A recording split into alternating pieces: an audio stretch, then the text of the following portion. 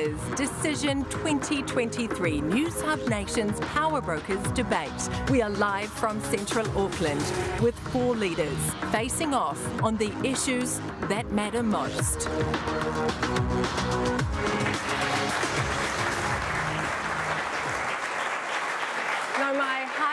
Welcome to the first leaders' debate for our minor parties. But these are no minnows. They are the people who will shape the next government of New Zealand in just 23 days, and they are all vying for your vote. I am Rebecca Wright, and joining us tonight is Winston Peters, Debbie Ngarewa-Packer, Marama Davidson, and David Seymour. Tēnā koutou, welcome. Kia ora. I want to start tonight with a big conversation, one that's been happening out there in town halls and in our lounges. It is about the state of our nation. This election, I think we can all agree, feels different. There is tension, there is frustration, there's conflict over race, identity, there is misinformation. And so I want to dive into this big stuff straight up the top. David, I'll start with you. ACT wants to abolish these sort of demographic government departments. Te Puni Kokiri, the Ministry for Pacific Peoples, the Ministry for Women. Why? Well, I think part of the reason is that to fix the economy, we're going to have to save a lot of money in Wellington. For too long, government has been doing less with more. We're getting worse results for more spending, and yet people out there have to do more with less because the government's taken all their money. But besides that, we should aim for every government department to be working hard for every New Zealander. And yes, that often means that you need to treat people differently to meet them on their terms. I'm proud of what ACT did with charter schools in that area, but I don't believe that there needs to be particular ministries that are entirely focused on a demographic of people. I think all ministries should be working for all demographics all the time. David, if we strip out identity out of politics, that's not the real world, is it? We are not just sort of economic units. You know, Kate Shepherd once said that all that separates, whether it is just like she's voting for you. Well, yeah, she may well be, you know, but she said all that separates, whether it be race, religion, class or sex, is inhuman and must be overcome. And for me, that is a big part of New Zealand's dream of egalitarianism, that no matter how you're born or who you are, you have the same rights and duties. In fact, that's what the treaty says. I want to open it up, David. Te tahi. That is something we should all seek to live by. I can see that you have thoughts on this. The fact that David denies the discrimination, the inbuilt systemic racism that has been happening, I too would love an Aotearoa that truly treats everyone the same. It hasn't. No, you had your turn. And what David denies and what he wants to strip away is the very agencies who work to highlight where that unfairness and that injustice has actually been. I am proud that the Green Party are always clear of having a plan to make sure everyone has what they need, not just the wealthy few and David's mates. Debbie, I'm going to open it up to you because there are people out there who agree with David. So I'd like you to make the case for those ministries to voters. Oh, look, I'm not going to sit here and make the case for ministries. I'm going to make the case as the tiriti-centric focus party for tangata whenua, for those who are proud and have been raised to be proud to be tangata whenua. And really what it is if it was about saving money, then let's look at the 2,500 people that are working at MB. It isn't about you know, we've got to save money off where we've got minorities, where we've got tangata whenua, where we've got tangata Pacifica. It is clearly about race. And we need to be focused on rights. And it's okay, you've had your turn, Kati, you've had your turn, and it's all right if we've had, you know, you're not comfortable in your skin for your wakapapa, but many of us have been proud and are proud to be that, and we'll fight for the tiriti-centric Aotearoa that 70% of our population who are under 40 want and believe in. Yes! Winston, I want to come to you because you've also campaigned along some of these lines. You've been rallying against Māori names for government departments, against bilingual road signs. You've said Māori are not Indigenous, and you've called David an accidental Māori. Do you just want to disappear race in this country? Look, with the greatest respect, if you looked at a country like the United States during the civil rights movement, those people knew that to get where they wanted to go, to get equality, they had to not set up their own separate institutions, but to bust down the doors and the ceilings of the best white institutions, and they did that, and they ended up with a black president, now black vice president. And we've got these people in this country who say, oh, our answer is better. We're going to go down the separatist, divisive path of separate institutions. We're going to deliver this in health, and so you get everything that's happening, like Waka Kotahi up on the East Coast, or dare I say it, in Hokianga and all around this country. You have potholes everywhere, and the average Maori couldn't give a rat's derriere about its name. They want the road fixed. I want to ask you actually what your words say to a young Māori who is proud of their culture, and they hear you standing up here as one of our leaders in a suit, successful, saying that Māori are not Indigenous. Well, with the greatest respect, you can carry on arguing about this. I'm asking but I've got authorities to speak to that young person who hears your I'm answering the question. Well, I know I'm tangata. I was that young person myself once. I belong to an iwi called Ngarewa, and it's people of the sea up north, go from Whangarei heads all the way up to Rāwhiti, and we know what our origins are. I went to Rarotonga once, and this senior, very senior person from there said to me, Winston, welcome home. I knew what he was saying about it. And one last thing, when people like this genius, Peter Buck, sets out the anthology of this country and the history of this country, I believe him and not somebody who wants to create it now. Debbie, I want to come to you because you want a Māori health system, Māori ACC, a Māori justice system. Your party laments historical segregation, but some would say that that's what you're trying to impose into this democracy. No, absolutely not. I mean, what we're trying to do is lift the playing field, and if it's not about Te Pāti Māori just wanting that, we've had academics, we've had scientists, we've had every medical expert say the only way we're going to address the inequities and to be able to give us a fair chance to live with dignity, to be able to live and contribute to our nation, is to address the fact that we were raised in a system that was not designed for us. And, you know, and I think the fact that of the matter is not many people are arguing that point. Not many people are having problems with inequities. It's just those who are after the votes that are baiting with an anti-Māori rhetoric and have been doing it for 3 years. So let's call it what it is, because most of us are very focused on our intergenerational accountability. Are you baiting? Absolutely. No, actually, Yes. if I'm proud of anything that ACT has done in the last few years... He's not baiting, he's imitating. What have you done? It's charter schools. You see, what we did with charter schools is we allowed Māori to set up schools for Māori by Māori. These words are important, aren't they? Allow Words Māori, are we do important. ourselves. And there's a lot of division out there, and it's inflammatory, some of the things that are being said on the campaign trail. Well, give me an example of that.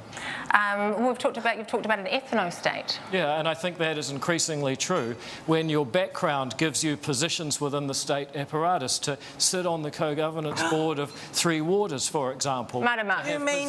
You mean like wealthy lobbyists who have been trying to buy the influence of this direction, of this election, and really you are baiting, and you always have, David, and you know it, because what Te Reti Justice is actually about is an inspirational vision, and Matua from Hokianga and Te Taitokero also knows it because he's seen it too. He wants to talk about my Hokianga. I'll speak for myself. Well, you want to talk about my Hokianga, so will I.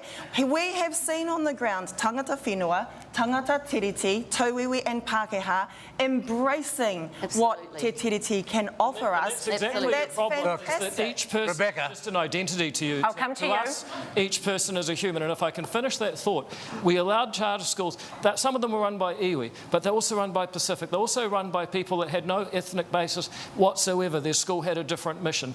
That's how you make social services that work for everybody. But it doesn't require dividing the states and the country down the lines of ethnicity, because people are so sad about that division. They wish that we could get back to being in New Zealand where each person has 1/5 millionth of the opportunity this country has to offer. But that is it. Winston, I'm coming to you, I promise. Look, excuse me. That's a debate. What a deceitful way to take the prize, the eyes off the prize that ordinary Maori want. That's the ordinary Maori out there that is calling out for fundamental things like a safe, affordable home, access to immediate health system, the access to get on the conveyor belts of education and go as far as they like, and first world wages. That's what we stand for, but they're spending all their time on woke projects, and no one ever does a thing about those fundamental things which we have done. I'm going to turn now to a quick fire section. This has been a fascinating conversation. But I want to ask you, it has been a year since the Queen died. Is it time for New Zealand to cut ties with the monarchy? David? Look, it ain't broke, don't fix it. Marama? Uphold te tiriti, whatever that looks like. Debbie? Absolutely divorce the Crown and make sure that we waka mana te tiriti and mātiki mai in Aotearoa. Winston? It's not for you and I to decide, or them. It's for the people to decide. And referendum. When we tell them referendum. It's quick fire, Winston. Let me finish. When we tell them how expensive the alternative is, they might have a different view. We've got one more. Winston, you want to bring the Commonwealth Games to New Zealand in 2026, and I'm just wondering if the others agree, David? Not if you've read the pre-election fiscal update. Grant Roberts spent it all, and you can't have nice things until you've got a good economy. Marama? First I've heard of it, not my priority. My priority is homes and incomes for everyone to live a good life. Debbie? First I've heard of it, my priority is to end poverty. And Winston, I've got to go. I know that you're for it. It's your idea. Coming up, we are diving into the top issue for many Kiwis, the cost of living and the state of our economy. Stay with us. We will be right back.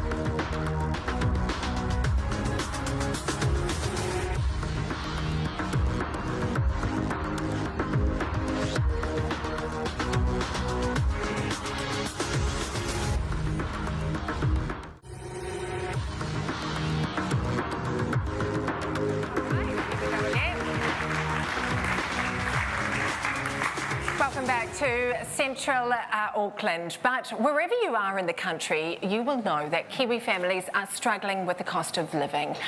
Labour's solution is free prescriptions, public transport for kids, subsidised childcare for 2-year-olds and GST of fresh fruit and vegetables. National, though, wants to give working Kiwis a tax cut of between $2 and $25 a week. So, let's open this up. Winston, are either of those approaches credible in this economic environment? No, they're not, because they're not dealing with the real problem. First of all, we know that the duopoly has got groceries at a far higher price, and one of them made a 19%. That's an inflationary increase in just the last year. Then we've got banking, where Ned Kelly has had 5 inquiries in Australia, but nothing in New Zealand. And we're prepared to deal with both those things and give these organisations that should be in surveillance real powers and drive down the costs. And the second thing is, they've all made those statements about their tax cuts before the preview came out and found they didn't have any money to pay them. Marama, over the past 4 years, the government has it's spent a lot of money. There have been subsidies, cost of living payments for everybody, including French backpackers and dead people. The list goes on. But do the Greens believe that the government sometimes has to tighten its belt too? What I want to say to people at home, and I know the stresses are high, are having to check their account all the time just to buy their kai. And what the Greens have consistently shown is that we can unlock the wealth in this country. It is completely unacceptable that 311 families own more than $85 billion when people are struggling to go to the supermarket. There is no need for that. That is a political choice. And the Greens have shown the plan for how we can make sure that is shared among everyone. But do governments need to also trim their budgets too? Kiwi homes are doing it. Does the government need to rein it in? The government needs to prioritise people's well-being and the well-being of our planet. I'm going to take that as a no. What that takes is investment in the right places. Debbie, your party is proposing changes, significant changes to tax, zero tax under $30,000 and up to 48% tax for those earning over $300. Wants to introduce a wealth tax, a foreign companies tax, a land banking tax, a vacant house tax, and a 5% hike in the company tax rate. That is a lot of taxing. What are you going to do with it? It also wants to give more weight to SFO to chase up the $7 billion tax evasion that this nation has. Now, the reality is, and we did our numbers, that we have 2.1 million people in Aotearoa living off less than $30,000 a year. That's unacceptable, and overnight everyone here could change that. What we want to do is be able to flip the tax system upside down by doing it our way in GST off all kai, because none of the big parties have got the guts to do it. We would have $16.4 billion saved for this country. So that's what we're proposing. I want to remind you that actually the Māori Party voted for the hike in GST under John Key's government, but your policy... We're a party now, and we can't look back, we've got to look forward. Is it realistic? Because the first rule of politics is it going to happen? And these suggestions, these tax suggestions, they're not going to happen. That's not up to you. That's up to the voters to decide. It is the voters who get to decide. And we've seen how popular it is, the idea of our wealth tax. And that is what people can vote for. If they like and want a wealth tax, they can vote for the Green Party. The big 120,000 empty homes and 90,000 homeless people. You just can't continue that on. We've got to flip it upside down. And not all of our mates want to do that, but that's what we stand for. The big problem is where the truck hits a wall is for a wealth tax is that both major parties have ruled it out. But I want to switch to you, David. They don't get to rule it out. Well, we'll get to coalition negotiations soon. I can't wait. David, I want to switch to you. You like tax cuts, but you also want to slash government spending. There is a war, I think, being waged by ACT on the public service, axing 15,000 workers. That is 15,000 people out of a job. And for the remaining people there, a 5 to 12% pay cut. What is going to be left in our public service? First of all, if you have a look at how many people change jobs every day, it's about 3,000. So 15,000 people moving out of the bureaucracy, that's actually about 5 days hiring. That's simple math, and you know it. Well, it's maths. I don't know. There's not simple maths or complicated maths. This is It's just maths. humans are more complex than that. And the point that I think is far more important is that we have a bare cupboard. This government is at nearly $200 billion of debt. Oh, we know how to fill that cupboard. It is spending far too much. And the solutions we hear is that somewhere someone has done too well, and if we whack them and take their money, that's going to solve the problem. No, we're just talking about redistributing wealth. We're not talking about taking them out. To make them pay their way. Invest a little bit better businesses, creating more interesting jobs that pay more and give people more opportunity. Then we've got to look at infrastructure funding, land use regulation, make it easier to build homes for the next generation, and calculate. Rebecca, start doing a job. Winston. These are the. I'm on you because you've got an interesting idea. Hang on a second. I'm going to be like, Look, David, you've had a chance. well, That's enough. These are the kind of changes we require. There are adults in the room. Can I just say that? $38 billion in cuts would be a massive depression in this country. And the second thing is, these people are on about envy politics. They're talking about rubbish. They're talking about you've had your say. Rubbish. You're on the marae now. Behave yourself. oh no, I'm away now on a marae. We'll start pulling out the marae. Let me tell you, these wealthy they talk about, it's quite right to say what they're saying, except a lot of that wealth is offshore. Now, we've already got 39,000 many young people we can't afford leaving this country already, and then you'll see capital flight and we'll be straight into the third world. That's what they prospect for this country. Matua, can I just say, I just want to pick up on the adults Well, in you've got the to be room. educated to learn it. On the adults in the room, and Matua, yes, you've been doing this job for 4 decades now. Great, eh? We would expect a lot more maturity than what you're actually showing. Oh, but really? What is important here? I'm not a cis white man. I want an. I want, and I can come back to that. I want. Come back to that. I think that needs answering. I want Aotearoa. I want the world to be envious of Aotearoa because we have ended poverty and homelessness. Yes, if you want to call me envy, then here it is. The world can be envious the wealthy. We just want everyone to have a fair go. Hang on, one question. Are you going to tax Maori corporations? People don't want 10 houses, they want Are you going to tax Maori corporations? We're going to tax Pākehā ones too, There you go. and Irish Not a and word. English. And honestly, where are you coming Not a word. No fairness at all here, see? Oh, it's That's so not where all the wealth is held. That's why, Matua. Oh, really? David? No, 2% own 50% of the wealth of Aotearoa. The New Zealand economy is in a lot of trouble. It's actually quite a serious problem. People are really struggling to make ends meet, and we are going to have to cut wasteful spending, improve the quality. Not the ones donating to population, you aren't struggling. Well, I don't think it's time for personal attacks. It's time to debate ideas. They're donating to your that will take party this country then. forward. OK, you can take me, my party, whatever. People still need better ideas so that we can get the real change this country requires. Because if we keep doing what we've been doing so far, we will become a kind of middle-income country, nice to visit, but not a great place if you get sick and need the latest drugs and hospital care. I want to fund a what we're really referendum for talking about. Te Tiriti. This has been another sort of fiery debate. I love it. I wanted to go to quickfire now and ask, starting with you, David, this is quickfire. Winston, it's just a few words. Should we raise the age of super, and how high? Yes, we have to do that. Practically every other country is doing it. Quickfire. Slowly. Well, this is actually important. We can do it slowly. So if you're 61 now, you'll be eligible in 2028 instead of 2027. But in that time, we'll save $2 billion to pay down debt. So yes, Marama. No, he taonga te kaumātua. No. No. At 5.4% of GDP, which is half of the problem other countries have got, we can well afford to leave it alone. Okay, we're split. Another fascinating and fast-paced discussion there. And there is plenty more to come. Straight ahead, we are talking about crime, justice, gangs and prisons. Stay with us.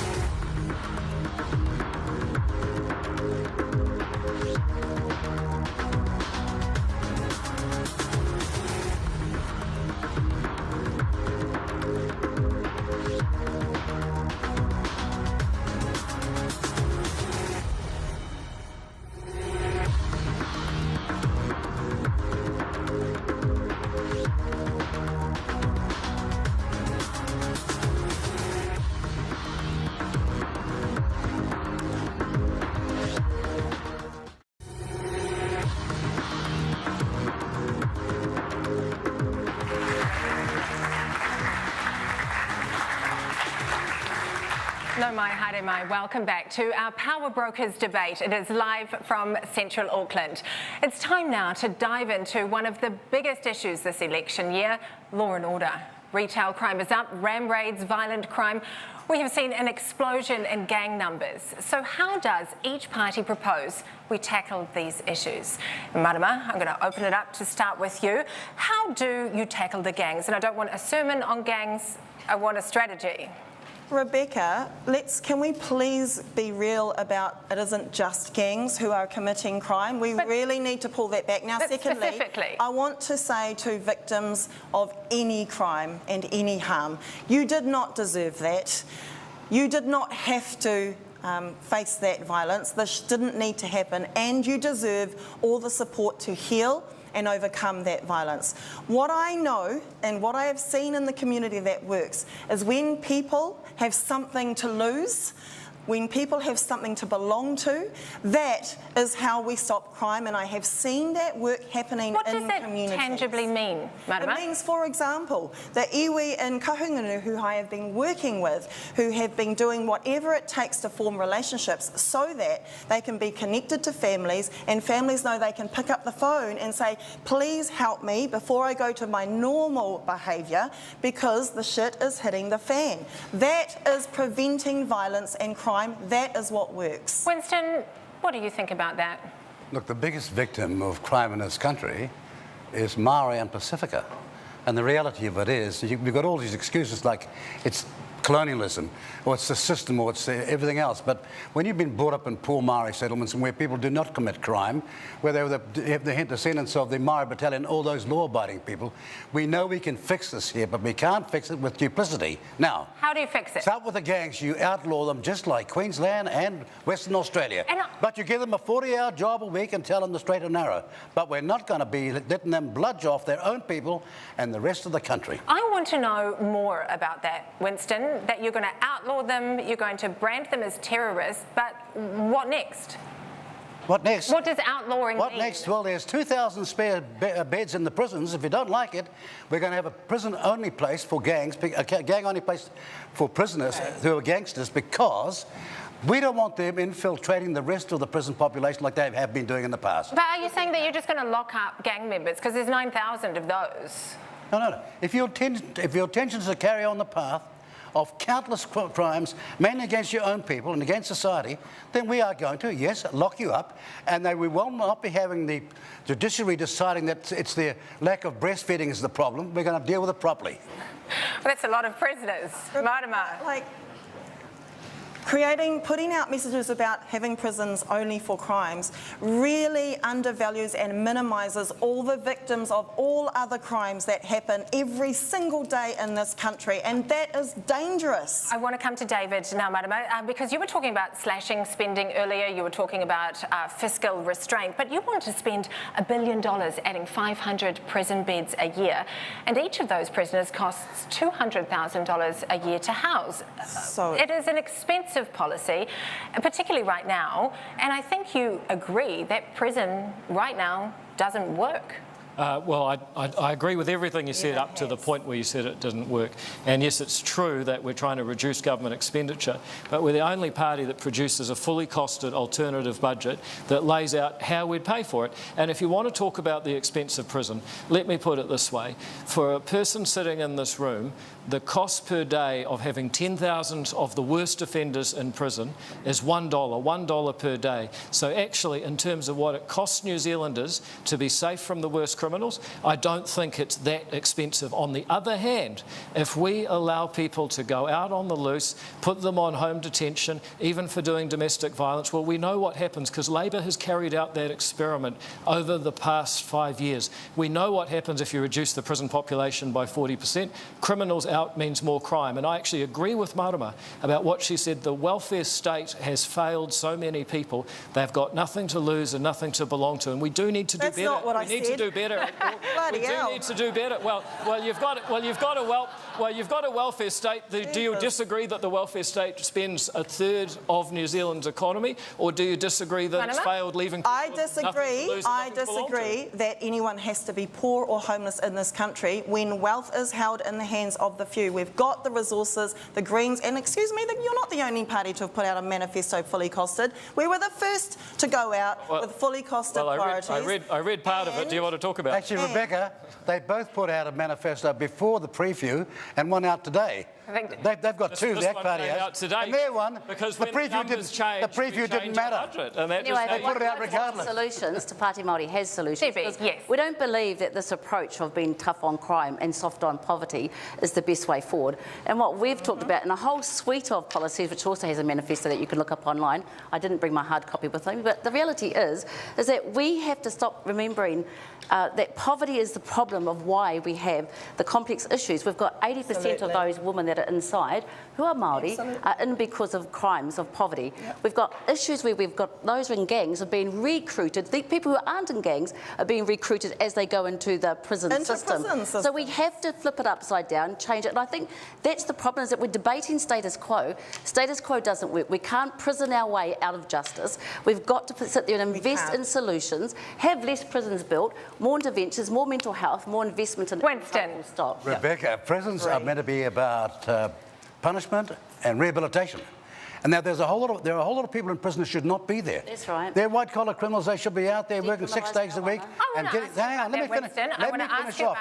There are 2,000 spare prison beds now. And the moment you make sure that prisoners realise, or criminals realise, that crime does not pay, our crime and our penal numbers will go down, not up. Winston, I want to ask you about that, and I want to say, Debbie, just one moment. Old-fashioned view. I want to ask you about that because you say that white-collar criminals should be let out of prison. But doesn't that undermine the devastation that actually that white-collar criminals can have on people and their families? There will be people watching this tonight who have lost everything and have been financially ruined by white-collar criminals. That's the biggest gang. So what do you say to them? You asked a question.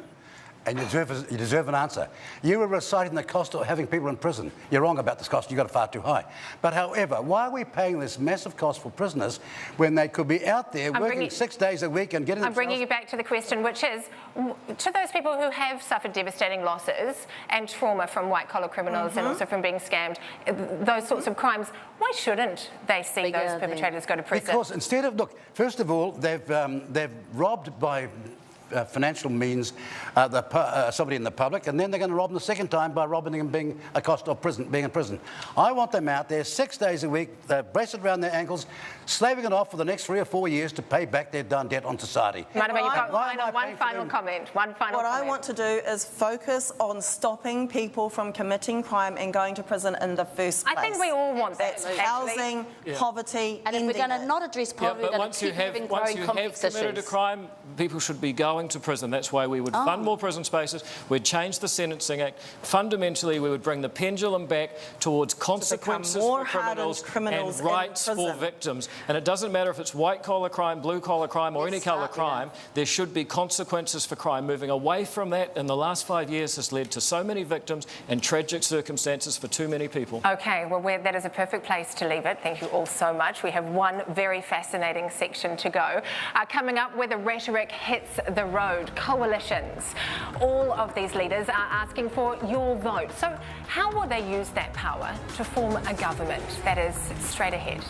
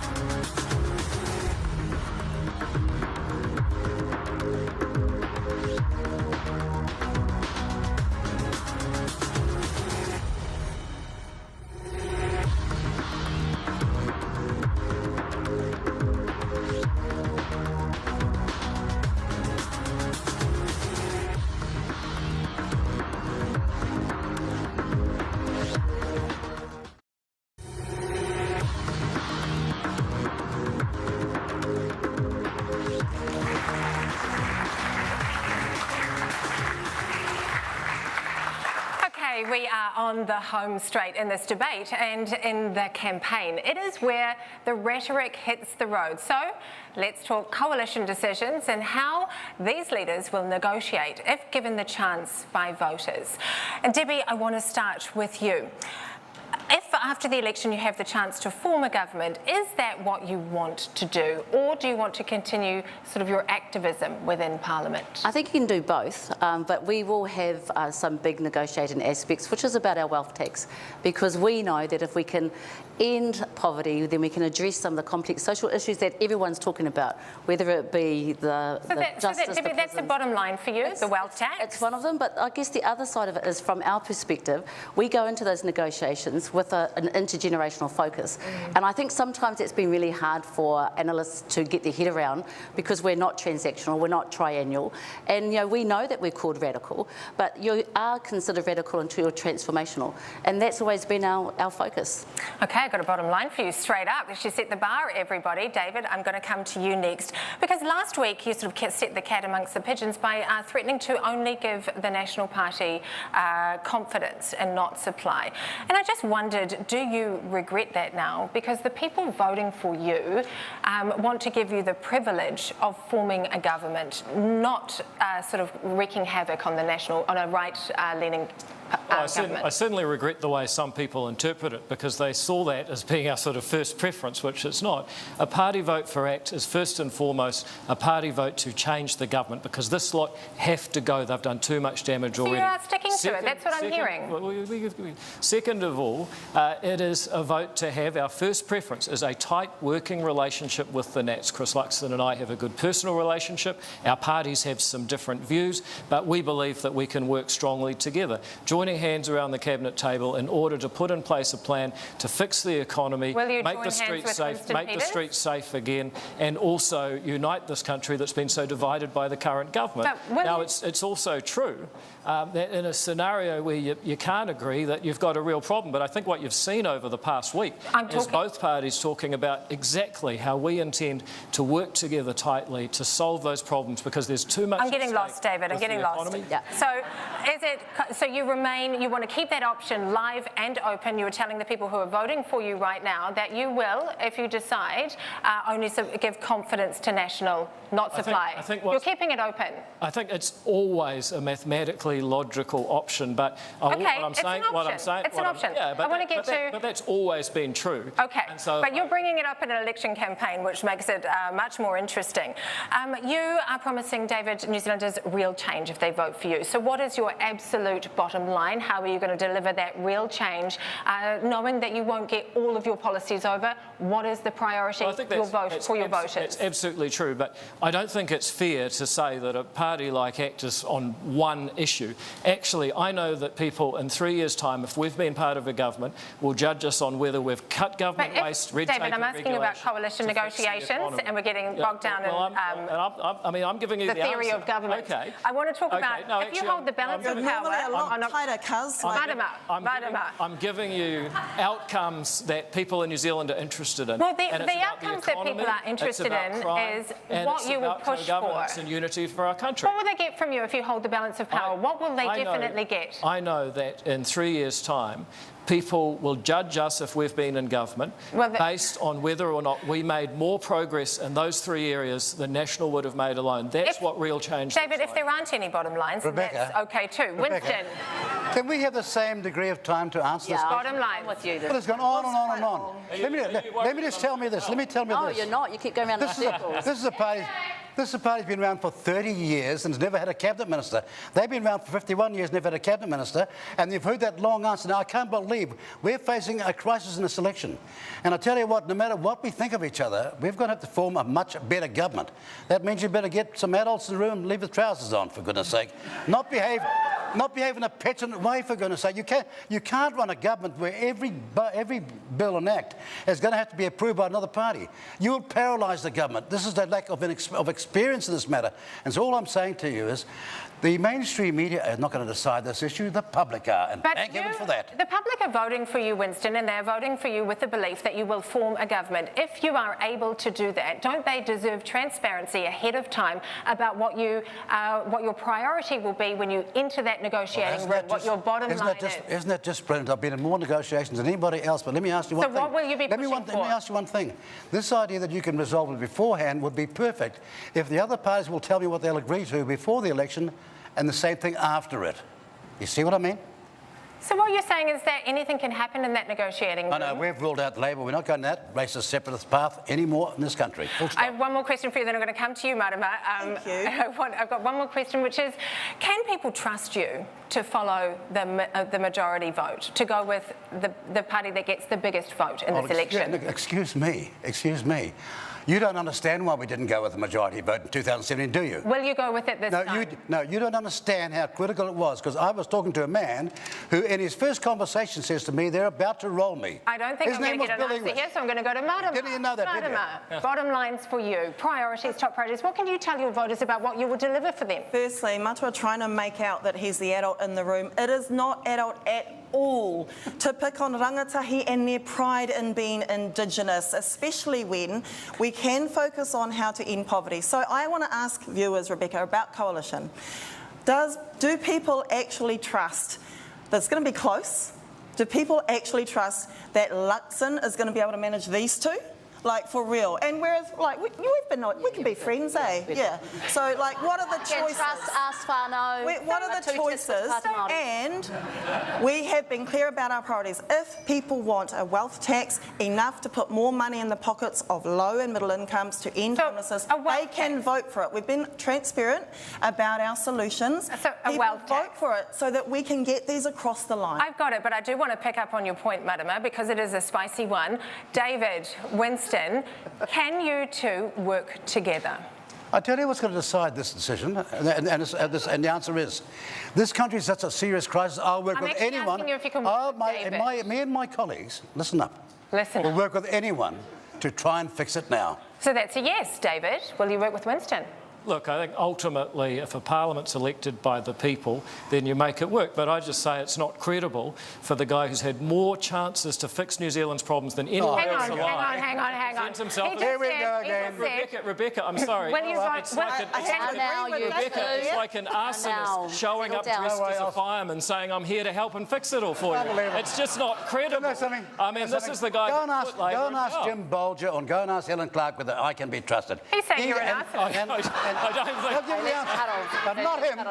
No, we can be trusted. He must be desperate. Yeah. But really, seriously though, if you get you two across the cabinet table from each other, we've all seen tonight what that looks like. So could you work with Winston? Look, I think actually the question is, can anyone? You know, nobody's been able to. He's fallen out with practically every person who's tried to work with. In his history, this country has serious challenges. This guy's had enough chances already. It's not clear why he thinks he deserves another one, but it seems he's doing it all for his own purposes rather than New Zealand. Unbelievable. Look, I've had more court cases at my cost than all these guys got to put together, and he's saying I'm doing it for my own purpose. Jesus. I'm beginning to pity Christopher Luxon but he'll learn. days after the election.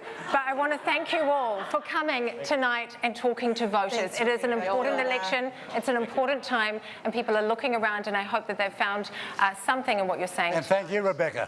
Thank you. Okay, there is a lot to take in tonight, but most of all, we hope that it's been useful for you, the voters at home. I'd like to thank our leaders once again for showing up to our debate and talking to the issues. And we're going to pass it on now to Simon Shepherd and his panel, Simon Wilson, Jenna Lynch and Fran O'Sullivan. Their insights and their analysis, that is up straight ahead.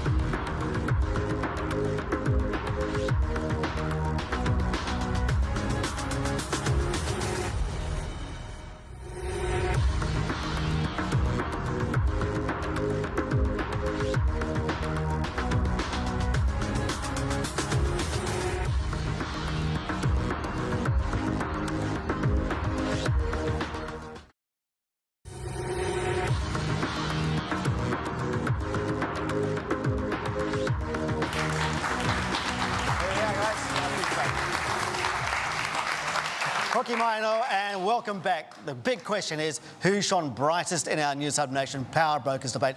To analyse, New Zealand Herald senior writer Simon Wilson is with us, Newshub political editor Jenna Lynch, and NZME head of business Fran O'Sullivan. Welcome to the program.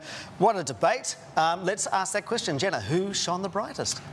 One special honourable mention here was the constant high-fiving between Marama and Debbie. Wasn't that great? But I think the stand-up performer in that debate had to go to Marama Davidson. She was really on fire tonight, driving home her points and not sounding like they were rehearsed. She knew her policy well, and she was able to take it to David Seymour mainly. Well, without sounding too rehearsed. Right, Simon Wilson. I actually have to agree. I thought the defining moment came when Marama Davidson not just knew her policy, but actually used the body language, did everything to say, Luxon's got to have to work with these two guys. We don't have trouble working together, but look at them. And I thought that was really, that kind of nailed a really big issue. OK, Fran O'Sullivan? Oh, I thought Marama's eyebrows, actually. I mean, she was enormously expressive and to the point. She used body language brilliantly. But I did feel at some stage, you know, about the two of them, Marama and Debbie, for God's sake, get a room. You know, this is sort of, I want to hear, you know, a little bit more than that kind of equivalent of a bromance. I actually want to hear them debating on some points as well. There was quite a double act going on there, it was wasn't huge, there? but it was wonderful. It was great television. Great television. Is there a problem with that? No? No. No. Don't we want them to be able to work together? Don't we want them to be able to work together? No. You've got to talk about... When I say we, you know... No, I don't. Okay. You've got to talk about the actual, you know, the baseline of the policies. Right. And the policies, I don't think, apart from wealth tax, came through very strongly. And on that score, actually, I have to praise them because they have actually done what Labor won't do, and that is put their hand up for a wealth tax. And I think they made that point very well. OK, so I'm just going to... we're doing some quick totals during the actual debate as to who spoke the most. By far away, it was David Seymour, all right? He was on message, then Winston, then Marama, then Debbie. Does that surprise you? He seemed to be, like, just on message but scripted, Jenna? Yeah, and he was going round and round and round in circles. He didn't actually use the time that he used up all that well. I thought Debbie Ngarewa-Packer used the few amount of words that she spoke really well. She had brilliant lines on what they would do with the wealth tax, talking about tough on crime, soft on poverty, nailed some really quick, easy sound bites that are really easily digestible. David Seymour lost the crowd. All right. David Seymour lost the crowd. What do you think, Simon? I think it's the same. I think it was a really good example of, because you talk a lot, it doesn't mean that people are going to keep listening. And it seemed to me the dynamic of the debate was very much Marama and Debbie versus Winston. And David Seymour was... Although, OK, but there was Winston versus David, right? And Winston was trying to play... And then that happened. Then that happened, right? And Winston was trying to play the adult in the room. Was he successful in that? It was very Reaganite, actually, if you have been alive that long and can remember back that far. And that I won't exploit my age, and I'm not prepared to exploit for political purposes the youth and experience of my opponent, and except he did, of course. And had some brilliant lines, and I think he debated, but David would not debate back. And David just played to the camera, gave a fairly, you know, pro forma exposition of policies, but, you know, apart from the hackneyed line on Kate Shepherd, never had any zingers. You got an eye roll for that one. Yes, he did. So let's talk about standout moments. Simon, do you think there was a standout? I did say that standout moment before with Marama. But I think, you know, when Winston Peters said the adults in the room and we want them to keep their trousers on, a standout moment for sheer oddity. That was weird. We'll remember that, but what we'll remember is the oddity of it. And I'm not sure, that's quite on brand for him. He got a punch in with the I'm not a cis white man, though. I thought that was quite cool. Well, and interestingly, when you look about it, all four, and I don't think we've seen this before, but all four are Maori to some degree or other. And I think the leaders and the power brokers at this election, be it that the two on the side are different to the two in the middle, and, you know, in terms of their Very advocacy, much so. but this is quite extraordinary. In terms of Debbie and Marama, sort of like using the word mātua to Winston, but not really. You know, they didn't really mean it, did they, Jenna? I'm not going to speak on behalf of them on that one. It's just interesting, that dynamic, though, wasn't it, Simon? I'm not sure why you would want to be sceptical of that. It's a pretty standard thing to do. OK, they weren't taking the mickey at all? I don't think so. Well, his repulse was you're not on the marae now. Yeah, so, that's... you know. Yeah, I mean, OK. it's going both ways, the banter. Yeah, do you think there was any possibility that David and Winston are going to work together, Jenna? Oh, no. Look at them. They can't agree on anything. And I think David Seymour, I think one of Winston's best jabs at him actually was he's not baiting, he is imitating. It is quite incredible to watch the real life transformation of David Seymour into a kind of low rent Winston Peters when he hates the guy. OK. Simon? Well, I think the defining moment on that question came when Winston Peters said to David Seymour, I will sort you out around the cabinet table. And that's not working together. That's not even indicating we're going to try to work together. Oh, I know, politics, you know, makes bedfellows of the most interesting and dynamic people, and we've seen that in multiple administrations over the years. If it comes down to it, I think they will make a deal for power. You do? If they have to, yes, I do. And it really also comes down if Chris Luxon, what he can do as well, you know. Well, he's keeping all these options open, isn't They he? can't sit around a cabinet table together, No. right? So one of them is going to have to sit on the outside. Those two cannot sit at the cabinet table. Well, if they try, it may not last very long. Yeah. So there will be the coalition of chaos. Well, I think it's pretty clear.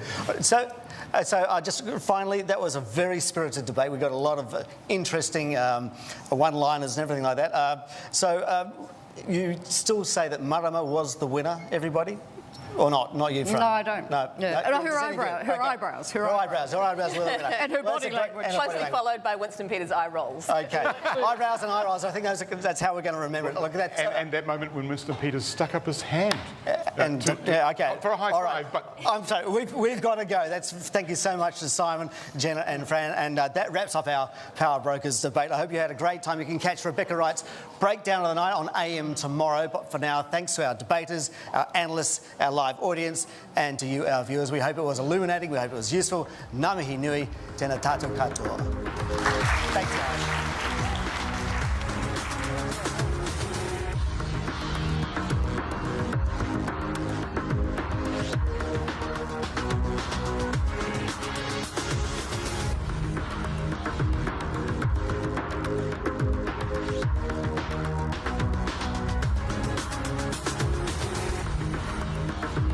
He mea tōna ki te hōtaka nei, nā te Public Interest Journalism Fund.